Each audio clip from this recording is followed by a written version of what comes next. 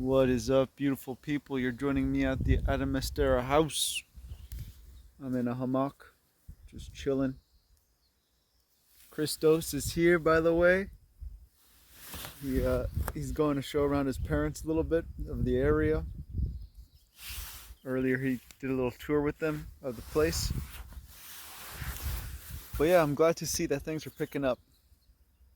The key players are coming in. We got another family coming May 30th with 4 children. Give me a break. That's gonna be full of life. A bunch of lifeful individuals coming, and 2 more dudes are coming too. So that's a little bit of the lighthouse update. But other than that, yeah, today's topic I wanted to get into uh, the similarity of conventional, you know, contemporary or modern agriculture, right? Scientific farming, one may call it, with allopathy versus natural farming or do nothing farming or farming, behind nature and naturopathy, right? So I'm drawing a distinction between the 2 types of methods of going at health and the 2 types of methods of going at plants, farming, and look and taking care of the ecosystem.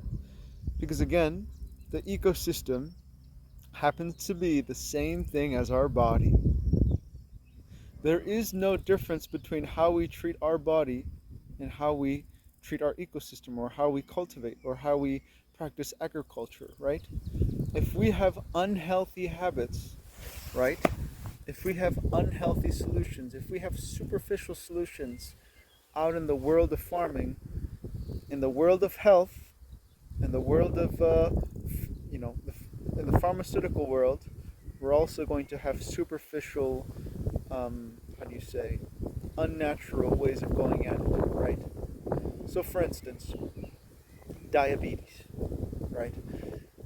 The allopathic way of going at, was it type 1 or type 2, whatever it is, diabetes is to give you these insulin injections, or these insulin shots, right? Whenever, so often, so much, you know, uh, in so much time you have to take so much insulin, because then you don't have get enough sugar, or whatever it is, and then you have to bite down on these candies because you're lacking sugar. I mean, it is just insane, right? And anyhow, taking insulin, what will it do? Just like taking anything, just like taking iron supplements, just like taking whatever, right? Your body's going to stop producing it. Your body gets lazy. Now, the same is true for the plant world. The moment you try to coddle a plant, in that same realm of endeavor, the plant stops to do what it's meant to do because you're coddling it, right? You're creating an artificial environment that would not exist outside of a, scientific uh, dependency. And from that scientific dependency, you move on, or from that scientific foundation, you build something very, how do you say? You build something on sand. You build a house on sand, on the hope that man's knowledge is greater than that of nature, right? So, what happens? You stop producing insulin, right? Uh, your pancreas no longer feels the need to do its job, because already you're using something that's doing the job for the pancreas. Same with I have friends. I have a friend, an old friend, who's she's an anemiac, right? Or she's anemic, and her body doesn't produce enough iron, right? So she has to take these iron supplements. But what are those iron supplements doing, right? Those iron supplements are telling her body, oh, you don't need to produce iron anymore. I'm getting it from somewhere else. So this is what I call a surface level fixing of the problem, right? It's like a person who says they're Christian, right? Who says, because they go to church, and superficial, on the superficial level, right? On a pretentious level, they're doing all the right things. But deep down, there's some conflict, there's some divisiveness, there's something wrong with that, right? There's something not whole in their so-called Krishna or Christian attitude, right? Their fundamental attitude. Something is fundamentally wrong. So, yeah. Whereas, what would be the ideal situation to tackle diabetes or to tackle, let's say, an iron deficiency, right? Is hydrating fruits, because fructose has the ability to bypass the insulin production, right? It has the ability to, because it's not, it's so much simpler than glucose, that it's not going through all these extra processes, that if you were, again, eating seeded fruit, living electrical foods, you wouldn't have these problems in the first place. Or if you were to take sarsaparilla, one of the highest iron dense, iron fluorine dense herbs, again, what nature does is it supports you to a certain extent, and then it forces your body to produce the adequate means necessary to keep your body going, right? Whereas allopathy, whereas doctors, what they do is they rely on your dependency on their system. They rely on you constantly giving money to that system, right? They don't want to tell you the actual solution to how to cure, they want to treat you. So of course they're not interested in giving or yeah, in supplying to you the adequate knowledge of your anatomy, of eating genetically consistent, right, anatomically consistent foods. They have no interest in this. So in the same sense with farming, right, you know, big pharma, big corporations, agriculture, large consumeristic, what do you call it, corporations and companies are not going to give you the easiest method of cultivation that has been practiced for thousands of years by ancients and by indigenous communities. Because what they would rather have you do is be dependent on their tractors, is to be dependent on their fertilizers, is to be dependent on their forms of thinking, on their schools of thought. Because if one were to just, disassemble and completely take apart their school of thought, then it would cost so much money, right? Because all these, people that have been dependent on their, what do you know, their, what do you say, means of production would no longer be dependent on them. So when you listen to Narayana Reddy, the Indian dude who's a Fukuoka follower, when you listen to Fukuoka, when you listen to this new guy I found, this Italian man, Kutluhan, when you listen to Patagionomanicus or whatever, I forgot how to say his name, from Greece, all these great natural farming Fukuoka men, right? They tell you that, you know, for normally you would see in the shops that organic foods are super expensive, right? This is another psyop because again they're using organic fertilizers, right? They're killing in an organic way, right? Or organic pesticides, I mean, sorry, and certain organic fertilizers, right? uh, they'll tell you that organic foods shouldn't cost more, they should cost less, with natural farming, because basically your input cost would be zero. Narayana Reddy always says you shouldn't be bringing external things into your farm.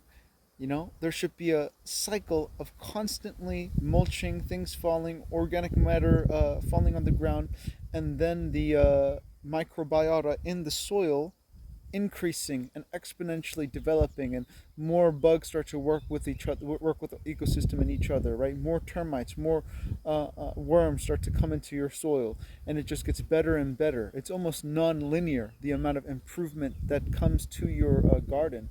And in the same sense, right, uh, your production cost decreases as time goes on, because in the beginning your soil might be crap, your layer of humus might be crap, so you do sometimes have to source external resources to start off your farm. That is true. However, after you get your farm going, this is not the case, right? After your soil is regenerated, it doesn't need as much because it's already so independent.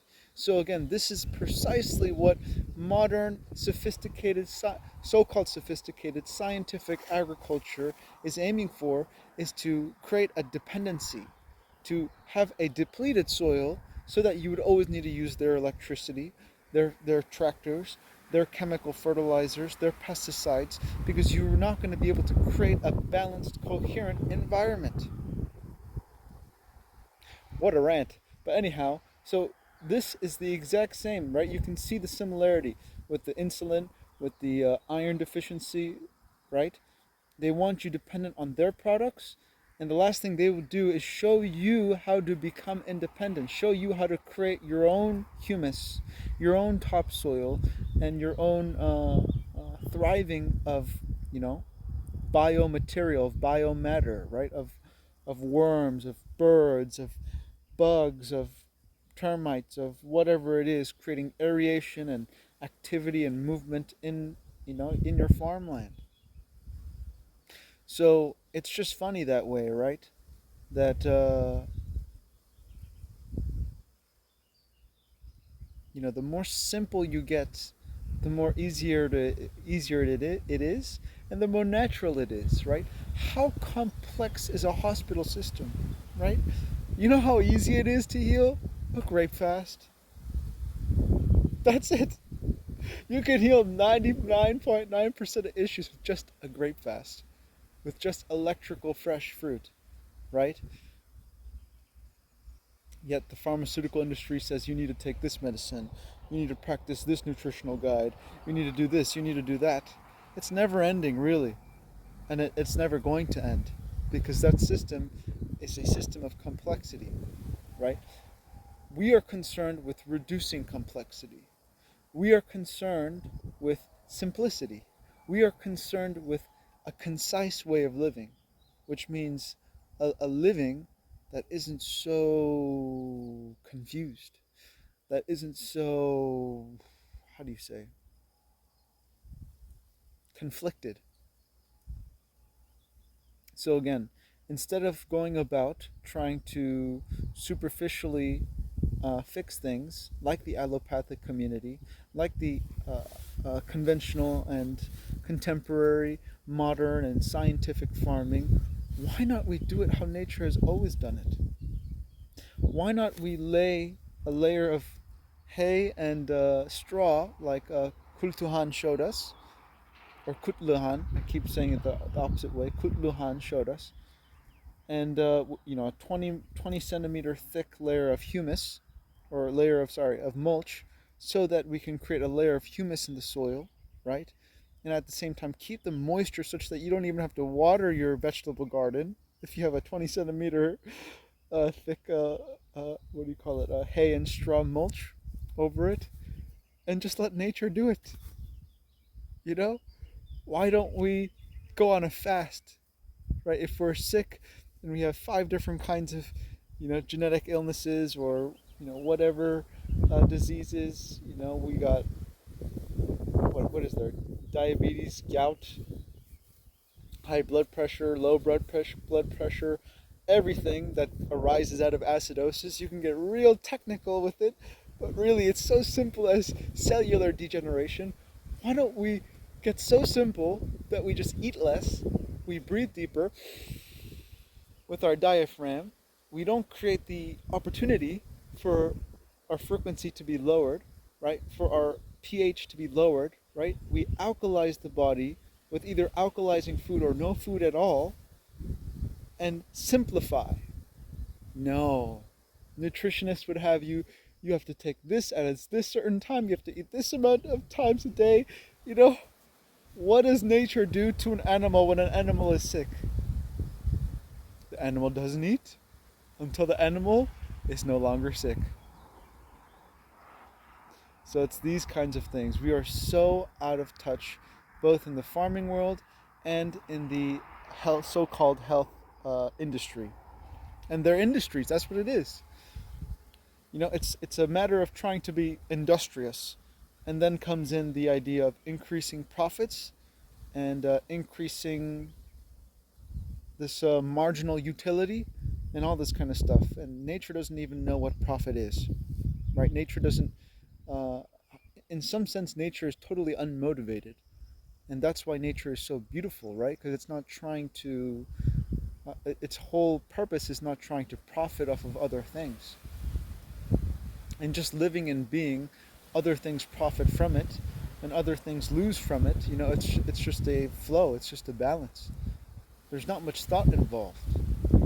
Whereas when you step into a hospital and when you listen to a doctor talk, man, your head hurts. You know. And then you come here and you listen to me, and what do I say? Fast, breathe deep. Eat fruit, eat living fruit with seeds in it. The herbs are for the healing of the nation, right? Take the herbs that God gave you to alkalize the body, to detoxify, to actually on a micro level poison the cells such that it triggers detoxification and triggers the immunological response, such that the lymphatic system is stimulated and starts removing these acids quicker and quicker, right? It's so simple. All problems arise from acidosis. All problems arise from acidic, low frequency living.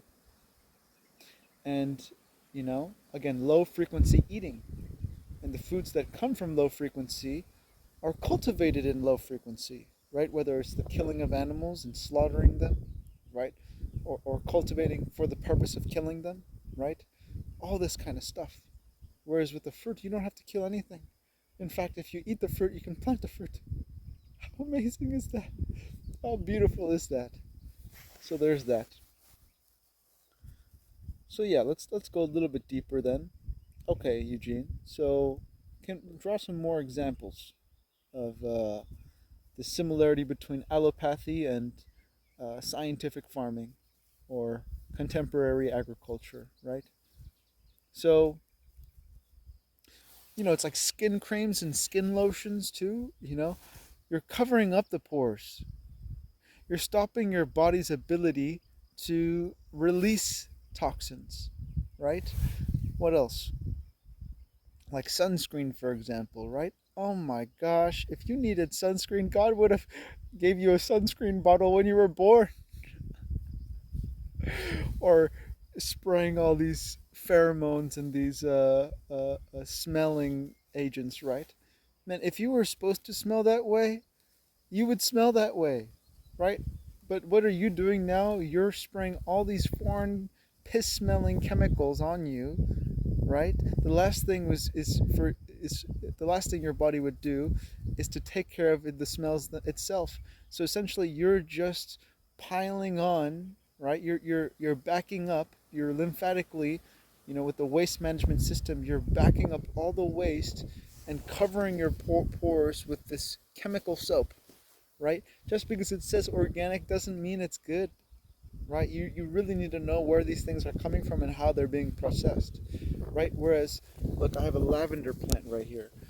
If I squeeze that lavender and make like a some kind of a extract from it, right? Or even if I just rub that lavender against my skin, that's not going to do me any harm, right? Unless it was like a poisonous plant or something, right?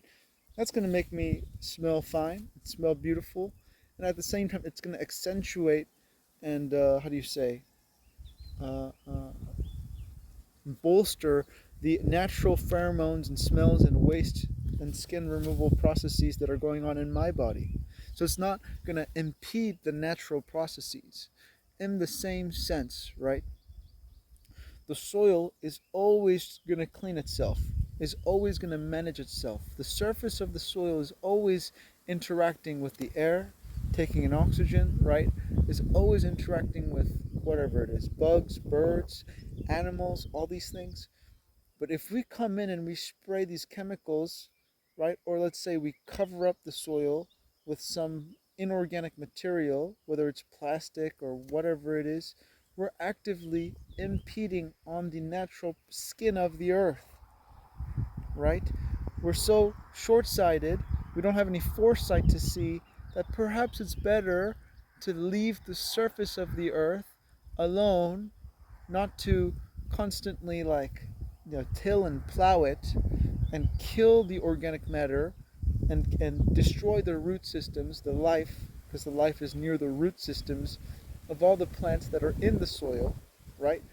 You know, why don't we let the worms come back, aerate the soil, keep the soil moist with organic materials like mulch, right?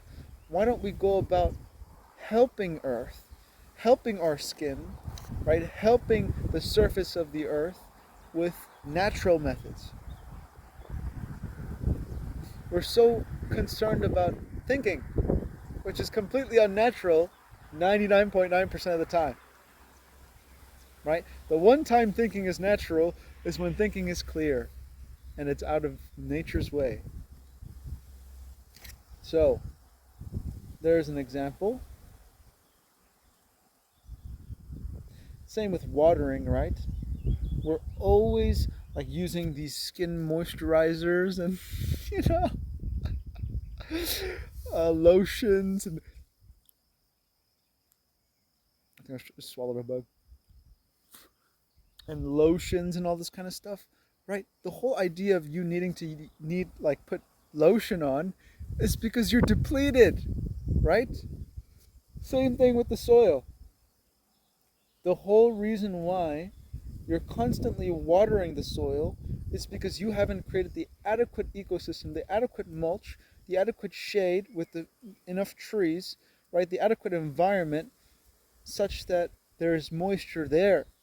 So you're going about an immense, and I'm doing this too over here too. I'm learning as I was trying to plant fig trees before I knew of natural farming, that again, uh, and with transplants it may be more necessary to water them in the first year, but anyhow, even with vegetables, we've been very much taking a water it everyday approach, but that's so unnatural and it's so forced and it's so effort induced. Again, if you take this Kutluhan's example and put 20 centimeters of straw and hay mulch, you don't have to water. Even in a desertified environment like where he's doing it in Sicily, where he doesn't even have a water source, right? And it's very dry over there. He's managing to grow these crops. I mean, isn't that fascinating, folks? So just like the example with putting lotion on your skin, why don't we hydrate the body so that the skin doesn't need an external applicant of lotion? Why don't we hydrate the ground by putting the mulch over the ground, right? Putting the organic material over the ground, letting the humus of the soil develop, planting trees such that there is a canopy and there is shade, and that there's a constant falling of leaves and organic material and mulch being created without even our help, right? And then with the increasing humus of the soil and more trees, we would induce more rain to fall. Again, Fukuoka said that rain falls up from the vegetation of the earth as it is pumped out of the earth, right?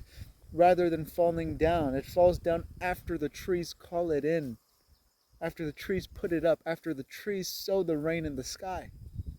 So in this same sense, rather than solving this problem of lack of hydration superficially with lotion products, or constantly irrigating the soil, or creating these immense irrigation channels, right? I mean, sometimes it is necessary, but most of the time there's an easier solution to it. There's a more simple, more profound, more fundamental, basic solution that we can get at, right, to solve these issues of dehydration, which is the biggest issue on earth, right? We're eating all these cooked foods, we're eating all these dead foods, we're eating all these non-electrical foods, and really our cells are dehydrated.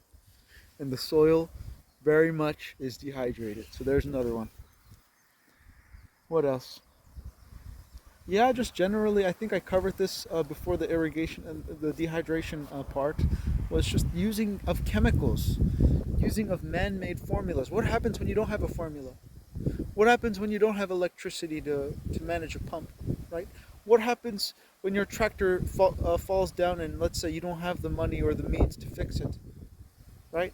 Then you're lost, right? Because how you knew how to do things without, you know, being fully independent with nature will ultimately and eventually become your downfall, right? And even if you always have the ability to be dependent on nature, your input costs, or sorry, if even if you always have an ability to be dependent on contemporary scientific and modern agriculture practices, your input costs are sky high, and are continually going high because, again, those industries that are creating all these artificial solutions for you to farm, right, and increase yields and production, right, they don't have your best interest at heart.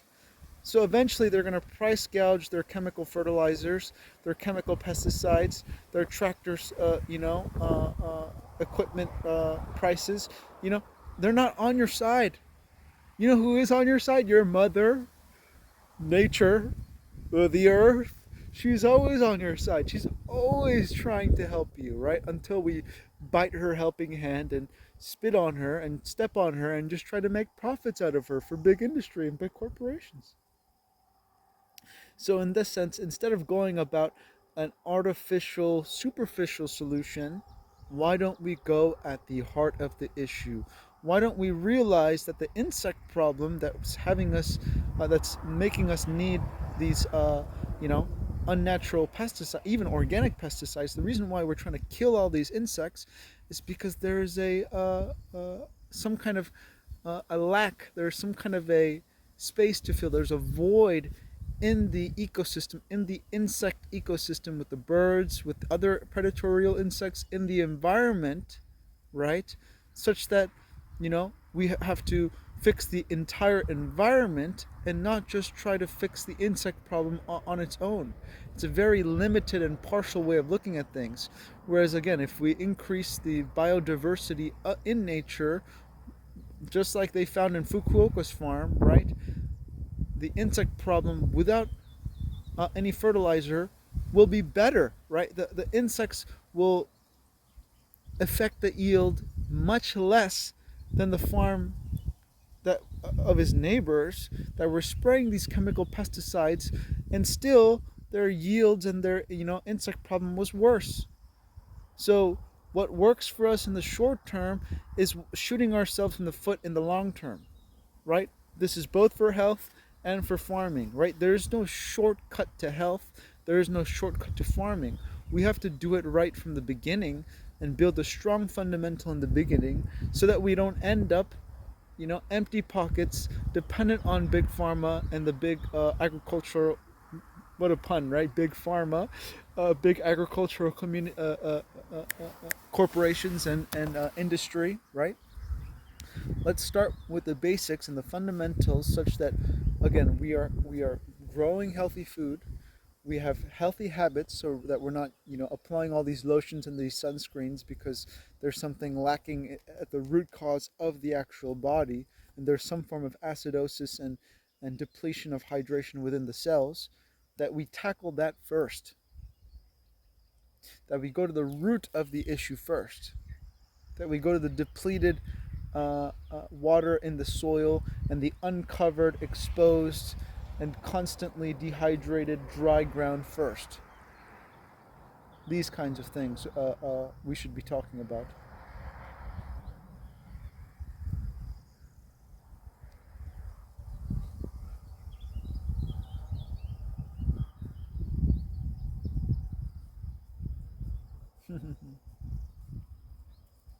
I think I've talked a good bit today, but yeah, again, I just want to reiterate and draw that fundamental similarity of how, again, allopathy and agricultural or contemporary and modern agricultural practices both don't. Oh, hello, Titan. Both don't solve the issue at the root level, at the base fundamental level. They are concerned with artificial, synthetic, superficial solutions. That's basically a disaster waiting to happen. It's basically a ticking time bomb.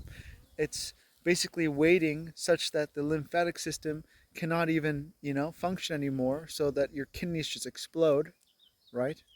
And your,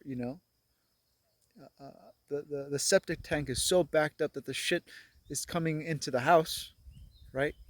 That the waste removal system in the body is so backed up that eventually, you're gonna die, right? Because the waste is not going to be able to be emptied at all, since it's already being emptied in a superficial fashion.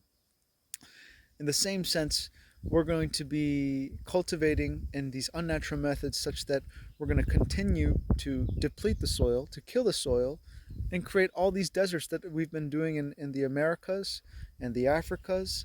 Now we're cutting down trees in the Amazon. I mean, it's just a disaster.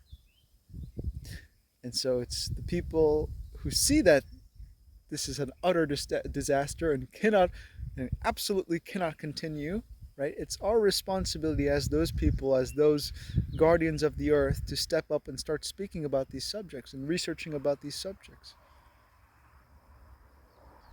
And at the same time, it's also our responsibility to not neurotically think so much, right?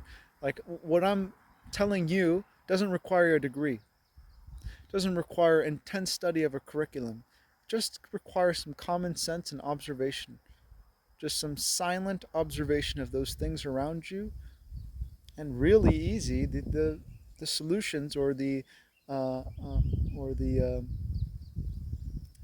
inefficiency and the how do you say, the absolute and utter failure of the superficial and synthetic and artificial solutions, the inorganic solutions that the Matrix has been offering us through modern agriculture, right, and allopathy, is so obvious.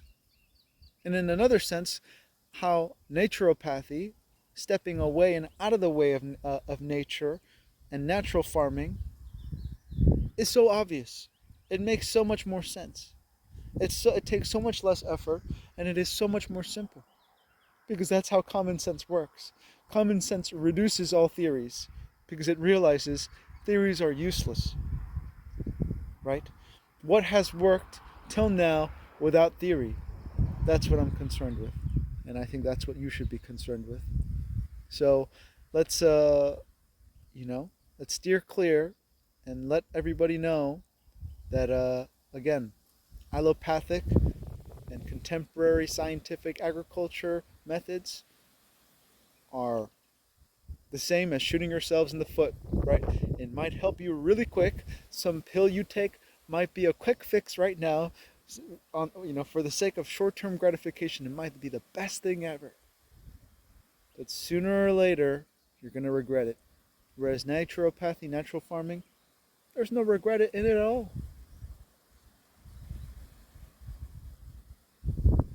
There's no separation. There's no me that can regret in naturopathy, in the path of nature, or in natural farming.